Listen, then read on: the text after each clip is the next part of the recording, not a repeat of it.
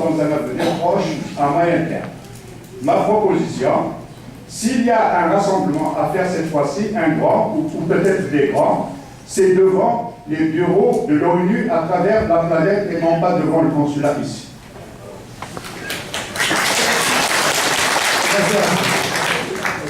On va prendre 3-4 questions et on répondra globalement pour sauver un peu de temps. Moi, ce ne serait pas seulement c'est une langue d'emprunt, je parle avec une langue d'emprunt, j'ai introduit mon sujet sur la question. Nous avons fait partie de toutes les civilisations qui ont fécondé ce monde depuis que l'homme a commencé à construire quelque chose. Nous avons toujours été, en parlant de Schechner, et nous avons fourni de grands hommes qui, malheureusement, dans notre histoire, ont été toujours les derniers oubliés, jusqu'à l'histoire contemporaine, où nous avons donné des Mouloud Ma'amri, des Mouloud Pharaon, et tant d'autres, que ce soit des hommes de science, que ce soit des hommes politiques, que ce soit des grands innovateurs au niveau intellectuel. Donc on emprunte une langue, mais aussi on laisse sa trace dans cette langue. En relisant Mouloud Pharaon, par exemple, ou Mouloud Ma'amri, on se rendra compte que quelque part, il y a une âme derrière qui n'est pas automatiquement celle du propriétaire de la langue. Et comme dit Kate Biassi, nous empruntons notre butin de guerre de la France coloniale, c'est le produit de sa civilisation, c'est cette langue même. Donc, ce que je voulais dire, c'est que aujourd'hui, on est à la carrosse des chemins, le monde se fait avec ou sans nous. Il se trouve que il y a une étrange, pas une étrange, mais il y a actuellement une conjoncture internationale qui remet en cause les principes sur lesquels est construit le nouveau monde depuis la fin de la Deuxième Guerre mondiale et l'avènement des nouvelles puissances qui régentent le monde.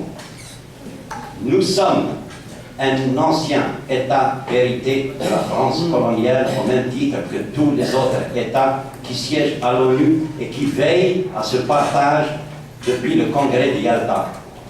Je me souviens du congrès de Malta en 1994 ou 1995, juste après la dislocation de l'Union soviétique, et avec les transformations que nous vivons jusqu'à aujourd'hui, essayons d'avoir un œil critique, de comprendre et de décoder ce qui se passe au niveau de cette planète et dans laquelle nous avons toujours été acteurs d'une manière ou d'une autre.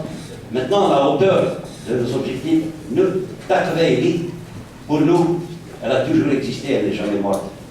Mais on a subi toutes les colonisations et toutes les formes d'oppression qu'on aurait pu imaginer, et la dernière des dernières, c'est celle qui nous dénie même le droit de dire que nous avons une identité propre qui peut prospérer à travers les autres cultures, les autres peuples, sans animosité. La plus infâme des guerres que nous avons, qui nous ont été menées, c'est celle de la culture de l'amnésie qui s'est érigée en règle depuis la confiscation de l'indépendance pour lesquelles nos parents se sont sacrifiés, pour lesquelles nos parents nous ont appris inconsciemment à respecter l'une des plus grandes révolutions humaines qui est celle de l'Algérie contre le colonialisme et contre l'une des formes d'oppression aussi abominable que celle-ci. Ce que je veux dire, je m'excuse, je vais être très bref. Ce que j'ai envie de dire, nous avons deux unités de la Kabylie et nous voudrions bien que chacun jauge très bien la situation actuelle et qu'il parle de là où il est, parce que pour construire une idée, on a besoin de forgerons, on a besoin de boulangers, on a besoin d'enseignants, on a besoin de scientifiques.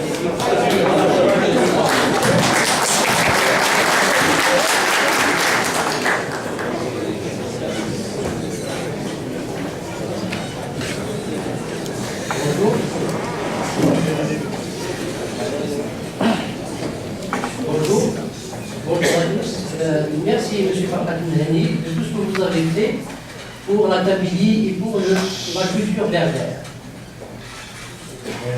Le monde entier se dirige vers la globalisation et la mondialisation. Mais malheureusement, à ce que nous constatons, avec beaucoup de regrets et d'amertume, que nous marchons toujours à contre-courant de tous. Est-ce une fatalité? J'aimerais poser une question. C'est quel modèle économique nous allons adopter pour cette autonomie? Et c'est quoi les richesses dont nous disposons pour développer cette région? En ce qui me concerne, je ne suis pas prêt à laisser un iota de la terre de nos ancêtres. Souvenez-vous des paroles d'un grand poète berbère, en l'occurrence M. Makbelounas, qui dit à mes frères, à mes frères de l'Algérie entière, des montagnes du Jura jusqu'au fin fond du désert. À cet effet, je lance en ce jour de Pâques, symbole de résurrection, l'idée de la création simulée d'un mouvement pour l'union des Berbères. N'est-ce pas là une belle occasion, avec la destitution des États autoritaires de nos voisins tels que la Libye et la Tunisie? Et j'invite toute personne à se joindre à ce mouvement via le Facebook. Monsieur Fahad dit, c'est bon, nous sommes kabyles et nous le restons jusqu'à la fin des temps. Moi je dis, je le redis, je dis que je suis berbère et nous le resterons jusqu'à la fin des temps. Vive l'Algérie et vive la Berbérie.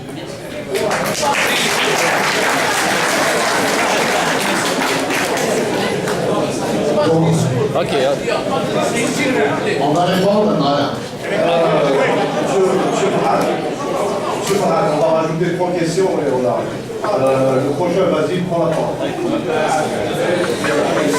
S'il vous plaît, la question seulement. Pas de discours. Je vais être court et précis.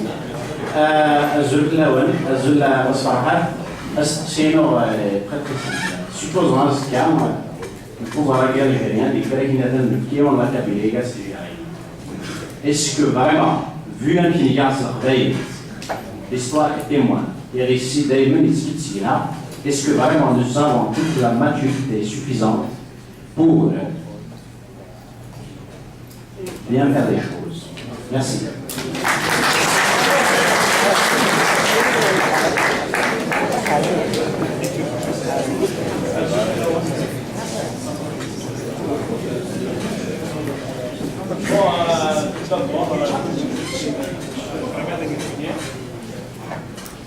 La question que je veux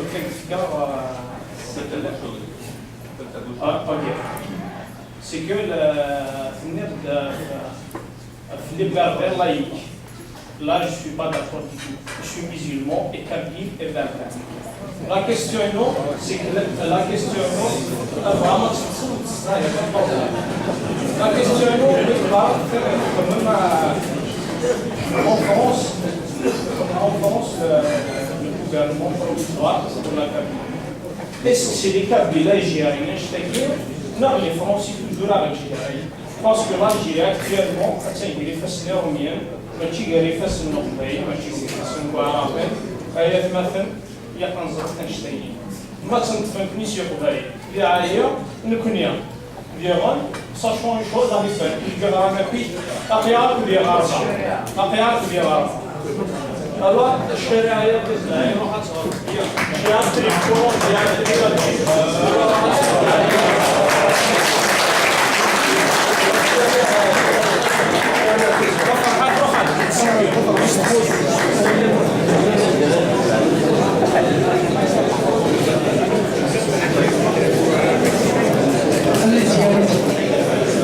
Étienne Beaulieu, comité souverainiste, moi ça va me prendre 15 secondes, c'est pas vraiment pas long. Juste une petite question, c'est quoi les similitudes que vous remarquez entre le processus d'indépendance du Québec et le processus d'indépendance pour la Kabylie? Genre les distinctions puis les similitudes. Deuxièmement, si on pense que chaque citoyen, peu importe où il habite dans le monde, a une responsabilité pour l'indépendance de la Kabylie, vous qui êtes une personnalité publique et une certaine possibilité de déléguer les tâches à faire, c'est quoi la petite action que chacun peut poser chez lui dans son quotidien pour faire avancer l'indépendance de la Kabylie?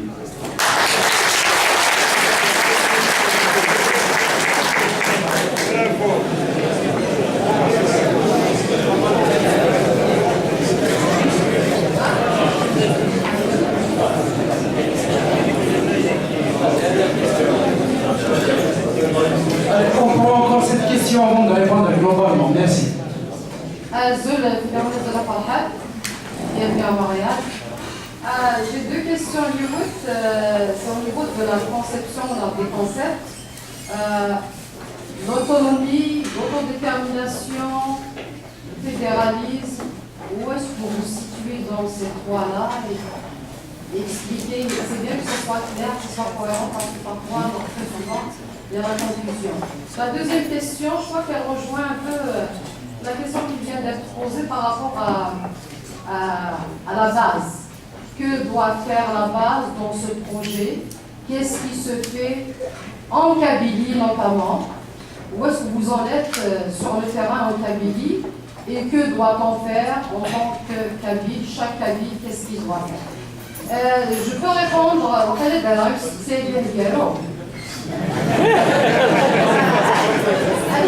C'est bien Diallo. Il aura مساعد لخاص من الناس وراء إلى قبل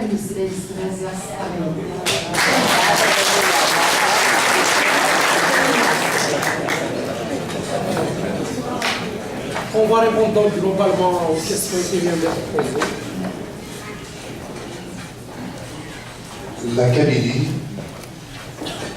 a toujours produit des femmes et des hommes de très haute facture. Et je n'en veux pour preuve que l'aimable assistance, qui est la nôtre aujourd'hui. Nous n'avons pas à regarder à ceux qui ont des promotions au sein de l'État. Même le Premier ministre, même le DRS, sont des Kabyles tous les deux. Mais on ne promeut dans ce régime-là que des Kabyles qui se renient, qui ont fait la peur de leur anti-kabylisme pour avancer. Tous ceux qui sont porteurs de valeurs kabyles sont débarqués du système, des fois à 42 ans ou 43 ans, ils sont partis à la retraite. On les envoie en retraite anticipée. Il n'y a que les anti-kabyles qui sont à l'intérieur. Pourtant, à l'extérieur, la Kabylie de l'opposition, la Kabylie est riche. C'est vrai que la Kabylie donne à l'Algérie plus que l'Algérie ne donne à la Kabylie. Nous avons au moins donné des étapes, donné des Amérouches, donné des Abad et des crimes. Nous avons donné des Mamlis, des Djaout, des Pharaons, des Amérouches. En contrepartie, on nous a donné la mort. On nous a donné la discrimination. On nous a donné le racisme. La Kabylie investit toujours dans l'intelligence et c'est en ce sens que personnellement, je suis convaincu qu'elle ira dans le sens de sa liberté, pour ne pas dire dans le sens de sa libération, comme a dit Demoulou. Le bilan du gouvernement provisoire kabyle avec les instances internationales. Le gouvernement n'existe que depuis 2010, mais notre action diplomatique est bien antérieure. Et vous avez vu que j'ai été reçu déjà en 2003 au département d'État américain, comme à l'Assemblée du Québec, par exemple.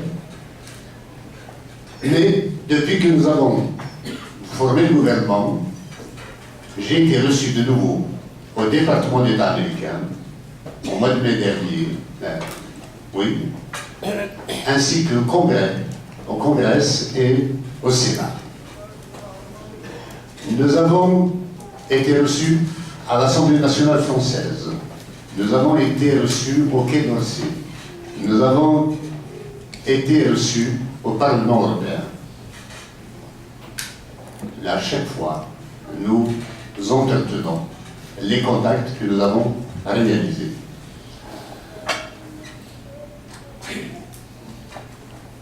Ce qui reste peut-être à faire, c'est que c'est une introduction au niveau de l'ONU, même si, avant de créer le gouvernement provisoire, j'ai pris la parole à l'ONU dans le cadre des peuples autochtones. Et l'Algérie en était étranglée. Ce qui reste à faire est beaucoup plus important. Nous avons à fidéliser un certain nombre d'organisations humanitaires comme Amnesty International, la Fédération internationale des droits de l'homme, mais surtout à Human Rights Watch, qui apparemment n'a pas nos communiqués, n'a pas les informations nécessaires, ou alors il y aurait de la complaisance à l'intérieur de cette organisation avec le pouvoir algérien, puisque le dernier rapport est absolument scandaleux. Alors que le régime a tué une dizaine de Kabyles au moins, alors que le régime a laissé se faire kidnapper une dizaine d'entrepreneurs Kabyles l'année dernière, eh bien, on n'a rien à relever, il n'y a pas de violation des droits de l'homme en Algérie, comme s'il devait être.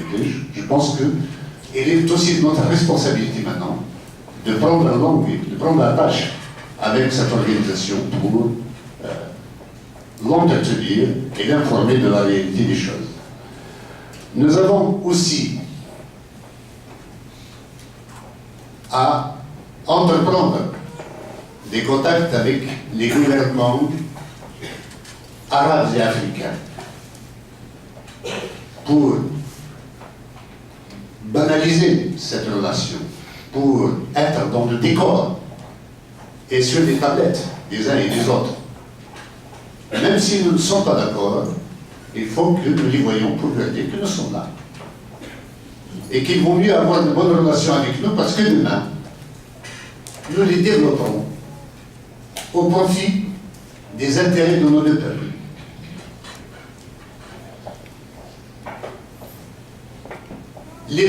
Les pays africains sont beaucoup plus, disons, fragiles. Et notre discours risque de ne pas recevoir tout l'intérêt qu'il mérite.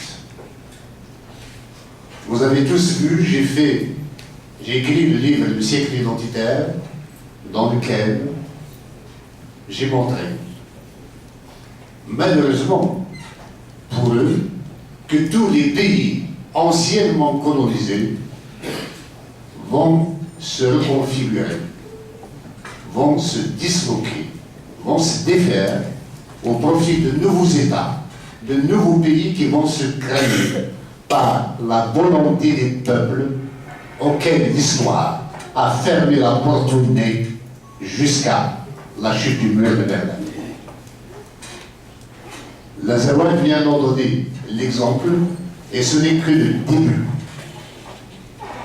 Bientôt, toute l'Afrique et toute l'Asie, anciennement colonisée, entrera en évolution pour que les peuples aspirant à leur existence et déterminés à l'arracher, agiront sous l'impérieuse poussée de l'histoire.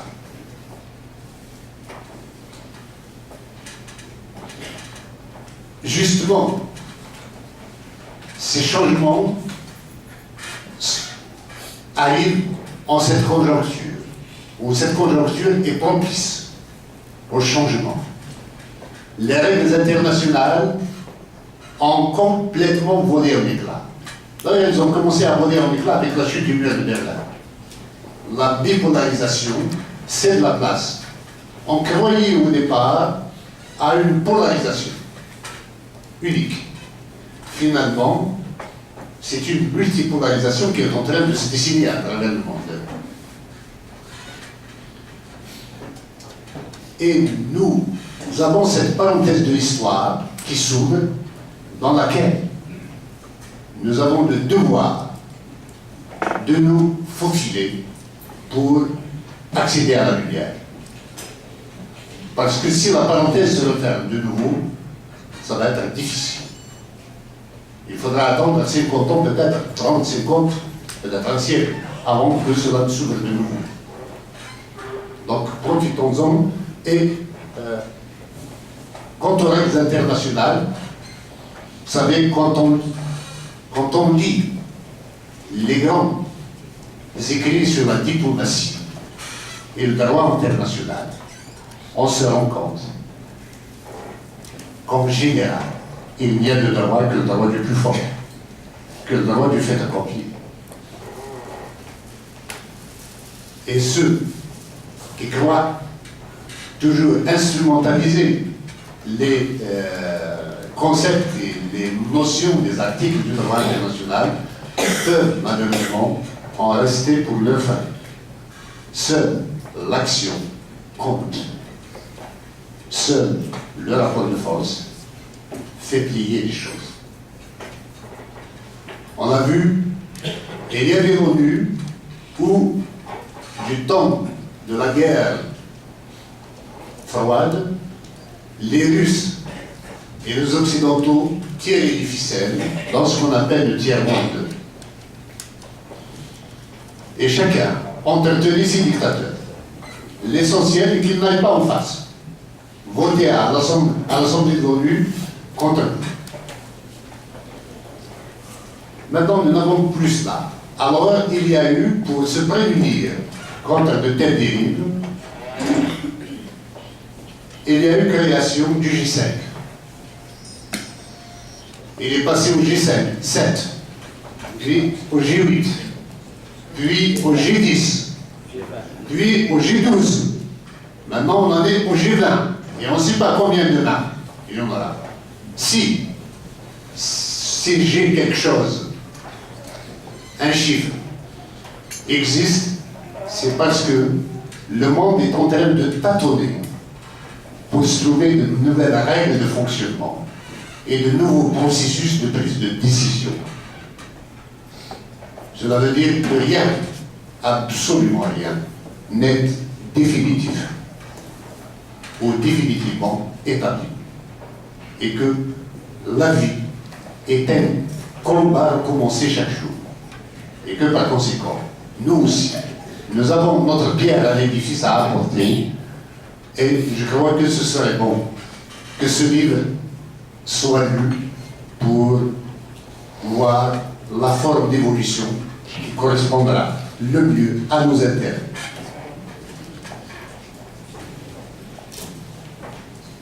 L'un de nos amis a parlé tout à l'heure du modèle économique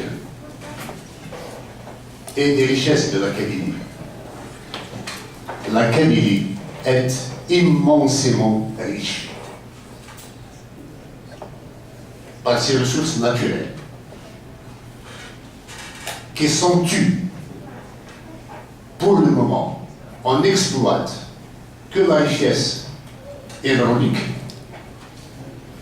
et une mine de zinc et plomb, la 5e plus importante mine au monde, qui est à Al Ahzab, exploitée par des Australiens, sans aucune retombée économique ou financière pour la Kabylie. Même l'eau de mon barrage n'est pas facturée pour Alger ou pour Sétif. Donc, le fait d'avoir un État est une manière pour nous de rentabiliser ces richesses-là. nous avons une forêt de chêne liège de 60 000 hectares au moins, et qui peut générer des milliards de dollars d'exportation par an, si ce n'est d'exportation de produits finis aussi. Mais la Kabylie est riche de ces femmes et de ces hommes. Je préfère investir en Kabylie dans l'éducation plutôt que dans le pétrole.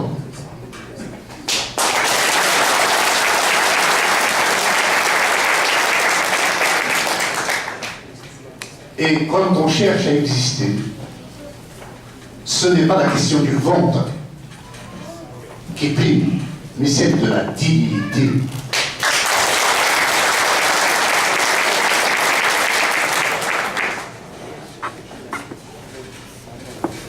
Et si l'Algérie nous donnait notre autonomie aujourd'hui, sommes-nous prêts à bien mener les choses? J'ai eu la chance de rencontrer ceux qui ont fait l'autonomie de la Catalogne. Quand on leur a donné l'autonomie sans qu'ils la demandent. C'était à la mort de Franco, le nouveau gouvernement qui s'est installé, il a dit, écoutez, on vous donne votre autonomie, on les donne à toutes les régions d'Espagne.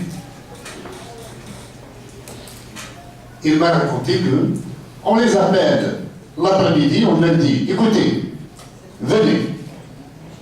Oui, ils arrivent. Il leur montre un bureau, 3 mètres sur 4, avec une table et une chaise. C'est votre ministère des Finances. Allez-y. Eh bien, aujourd'hui, la Catalogne est la région la plus développée d'Espagne. Donc, n'ayez crainte, quand il s'agira de gérer, la Kabylie ne manque pas de compétences.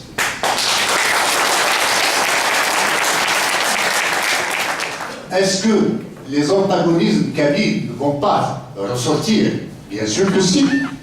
Et alors, une société qui n'affronte pas ces antagonismes n'évolue pas. C'est l'antagonisme qui fait évoluer, qui fait propulser les sociétés vers l'avant. N'ayons pas crainte, n'ayons pas peur d'affronter, y compris nos propres démons.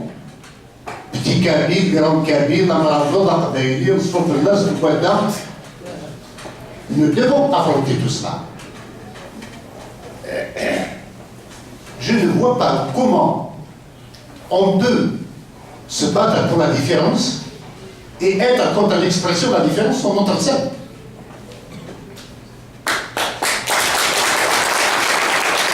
Il faut savoir que il s'agira à la Kabylie de déterminer quelles sont les formes de gouvernance qu'il voudra. Pour nous, il s'agit de mettre un État kabyle sur pied.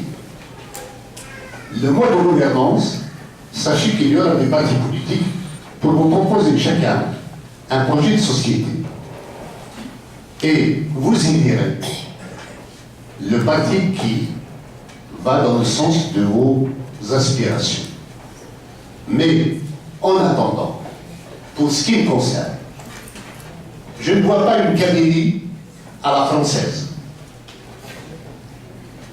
Je ne vois pas une Kabylie à l'algérienne. Je vois une Kabylie confédérale. C'est-à-dire que les villages se regroupent comme ils l'entendent pour constituer des entités, des fédérations, et il y aura une fédération au niveau de Gaïs, une fédération au niveau de Soudéritz, une fédération au niveau de Tizi Ouzou, et pourquoi pas peut-être du côté de Bourg-Steve ou de Bouberdès, écoutez, bon, pourquoi pas, oui. Oui, il y en a même qui proposent qu'il soit la capitale, la Kabylie. Bon, non, ça